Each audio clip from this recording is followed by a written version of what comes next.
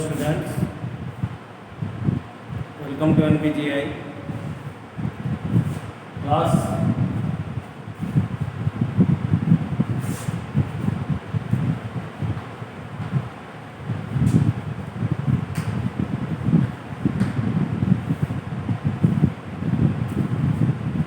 Class 12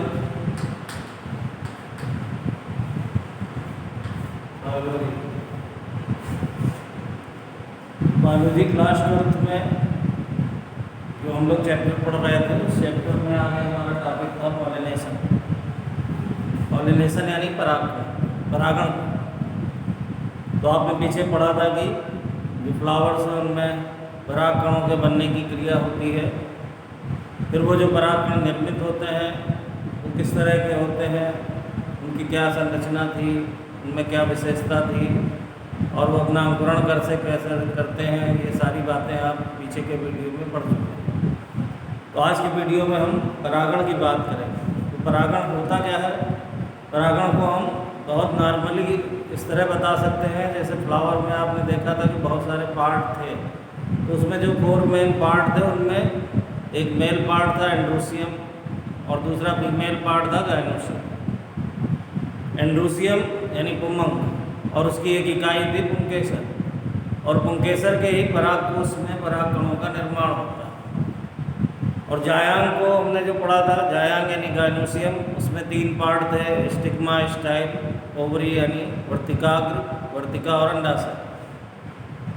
तो परागकोश से परागकण का निकलना और जायांग यानी गाइनोसियम के वर्तिकाग्र पर यानी स्टिग्मा पर उसका पहुंच जाना, इस प्रोसेस को हम बोलते हैं परागण या पॉलिनेशन।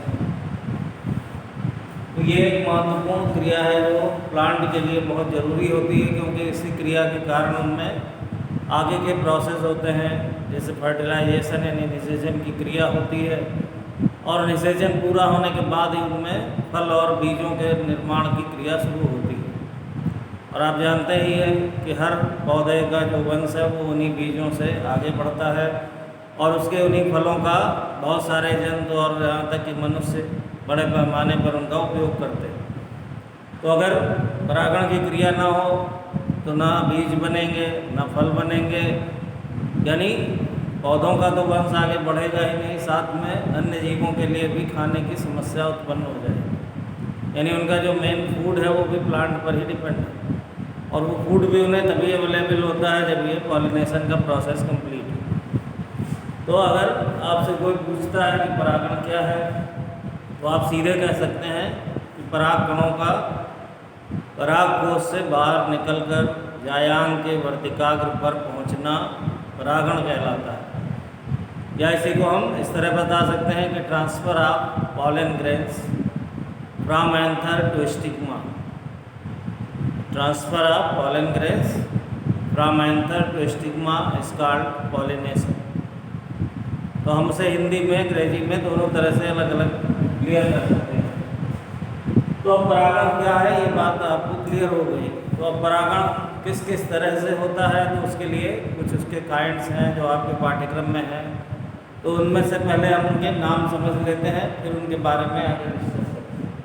तो जो परागण की क्रिया है इसके 2 मुख्य प्रकार हैं, यानी 2 main kind in this pollination process. तो यहाँ पर वो 2 प्रकार कौन से हैं? एक सेल्फ पॉलिनेशन, इसको हम स्वपरागण कहेंगे, दूसरा क्रॉस पॉलिनेशन, जिसको हम परपरागण कहते हैं। अब आप अगर इनके नामों पर ध्यान दें तो नाम से ही आप उसका मतलब समझ सकते हैं। सेल्फ पॉलिनेशन यानी खुद होने वाला, स्व का मतलब भी वही, स्व यानी अपने आप होने वाला, और क्रॉस यानी पर का मतलब किसी दूसरे की सहायता से होने वाला। तो हम इसको भी सीधे डिफाइन कर सकते हैं कि ऐसी परागण की क्रिया जो स्वतः हो जाए वो स्वपरागण है, और जो किसी दूसरे के माध्यम से हो उसे हम परपरागण कहें। तो इस तरह 2 मुख्य प्रकार हैं। और फिर जब हम आते हैं स्वपरागण के बारे में आगे पढ़ेंगे, तो स्वपरागण में भी 2 प्रकार की हैं। एक है ऑटोगैमी यानी स्वयं, दूसरा है हीटेरोगैमी या सजात पुष्पीकरण। स्वयुग्मन या ऑटोगैमी का मीन्स क्या है? जैसे कोई एक फ्लावर है, तो फ्लावर है, बाइसेक्सुअल है यानी द्विलिंगी है, तो उसमें पुमंग भी है, छायांग भी है। अब उसके पुमंग में जो पुंकेसर लगे हैं, वहाँ से अगर उसके परागकोश से परागकण निकलता है और उसी पुष्प के वर्तिकाग्र पर चला जाएगा, किसी माध्यम की ज़रूरत नहीं, किसी की सहायता की ज़रूरत नहीं, अपने आप की क्रिया होगी, तो हम इसे स्वपरागण तो कहेंगे ही, लेकिन स्वपरागण में इसे हम ऑटोगैमी या स्वयुग्मन कहेंगे। और दूसरी कंडीशन होती है कि पौधे का एक पुष्प है, उसमें अलग अलग पुष्प लगे हुए हैं, अलग अलग शाखाओं पर, पौधा एक ही है।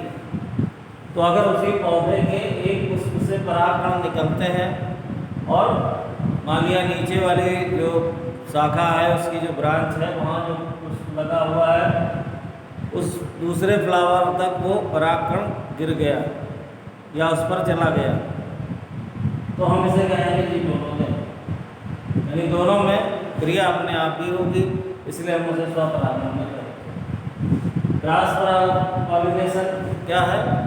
क्रॉस पॉलिनेशन में एक पौधे के पुष्प से परागकण निकलेगा और उसी जाति के किसी दूसरे पौधे के पुष्प पर जाएगा।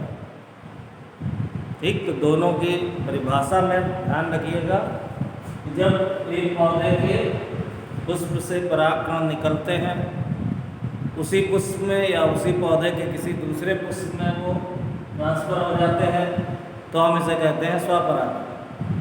और परपरागण कब कहते हैं? जब एक पौधे के पुष्प से परागकण निकला और उसी जाति के यानी सेम स्पीसीज के दूसरे प्लांट पर वो पहुंच गया, तब हम इसे कहेंगे क्रॉस पॉलिनेशन या परपरागण। अब अगर वो एक प्लांट से दूसरे प्लांट पर जाएगा तो सीधी सी बात है, उसको कोई ना कोई माध्यम की जरूरत होगी। तो ऐसे माध्यम के आधार पर हम उसको दो प्रकारों में बांट देते हैं। एक कहलाता है बायोटिक मीडियम, यानी अजैविक साधनों के द्वारा ये स्थानांतरण किया जाए। दूसरा है बायोटिक मीडियम, यानी जैविक साधनों के द्वारा ये स्थानांतरण किया जाए। अजैविक साधन क्या है?